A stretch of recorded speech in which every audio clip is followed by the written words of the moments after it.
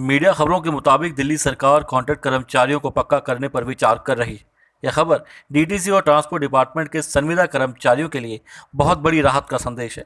क्योंकि डीटीसी में कई वर्षों से काम करने वाले वर्कर्स इसी उम्मीद में काम कर रहे हैं कि दिल्ली सरकार बहुत जल्द उन्हें पक्का करेगी और उनके मानसिक व आर्थिक शोषण का अंत होगा। लेकिन दिल्ली सरकार के तीनों चुनावों में मुख्य मुद्दा होने के बावजूद इस तरफ दिल्ली सरकार ने कोई ध्यान नहीं दिया। लेकिन अभी मीडिया खबरों की माने तो दिल्ली सरकार इस तरफ ध्यान दे रही है और उम्मीद है कि जल्द इस दिशा में पहले कदम की प्रक्रिया भी शुरू हो जाए। लेकिन इस बात से मुकरा भी नहीं जा सकता है कि सरकारी फाइलों की रफ्तार कच्छों से भी कई गुना कम होती है। यानी फाइलों पर अंतिम मोहर लगने और इसका लाभ संविदा कर्मचारियों, कंडक्टरों और चालकों को कब तक मिलेगा, इसका जवाब आपके और हमारे पास तो छोड़िए, शायद दिल्ली सरकार के पास भी ना हो। ऐसे में हम दिल्ली सरकार से कहना चाहते हैं कि दिल्ली सरकार कॉन्ट्रैक्ट कर्मचारियों को पूरा करने की प्रक्रिया पूरा करने में यदि काफ़ी समय लेना चाहती है तो ज़रूर ले, लेकिन जब तक पूरी प्रक्रिया न हो जाए तब तक कॉन्ट्रैक्ट कर्मचारियों को हमने पहले जो वीडियो में 3 रास्ते बताए थे उनमें से किसी एक का भी पालन कर